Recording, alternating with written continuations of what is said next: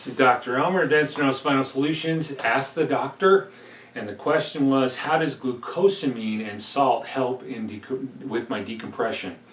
We used glucosamine, chondroitin, and MSM in a pill form, and we use sea salt in water before the decompression happens in order to prepare for the decompression. We're working to change the shape of the discs.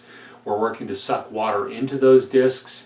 We're working to make a change in the consistency of what's inside the disc. Particularly, I want more water in, if I can get some salt in there too.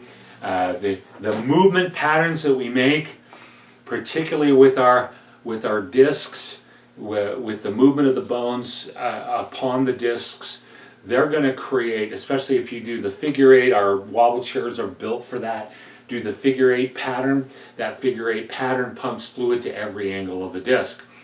And so the wobble chairs are phenomenal for pumping fluid back into the disc and causing the patient to get taller. We usually get 1 to 2 inches on any given patient.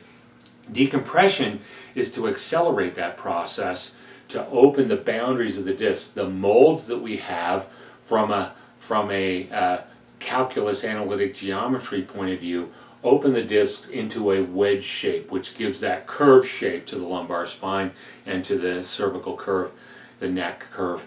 But we want to open it up, but the molds can only open to the boundaries of the disc. And so we do decompression, which actually takes that wedge out, but allows for a bigger wedge as we do molding. So I call it an accelerant to molding.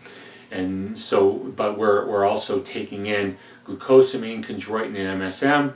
MSM is a natural anti-inflammatory in case we're breaking adhesions and things start to flare up a little bit. It will knock that down.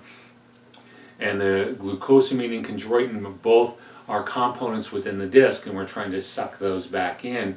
We want to get enough of that and enough of what's already in there and enough water to make what is called in the literature the perfect gel.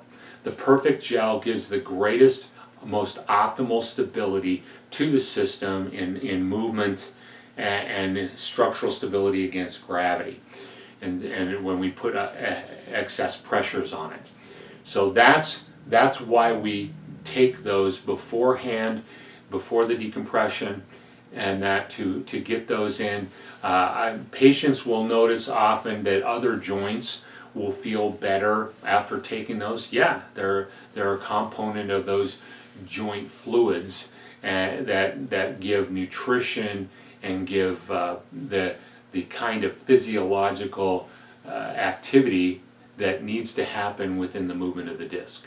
I hope that answers your questions. The salt, what gets the water in, when the salt goes across the gut barrier into the blood, the water gets pulled with it. It's called osmotic pressure. And as that pressure brings it into the blood, then it goes around in the body, gets around to the disc, and as we're moving it, we get the salt in, and not only when you move, we pump fluid in. That's called imbibition, which means a pulling force, or to drink.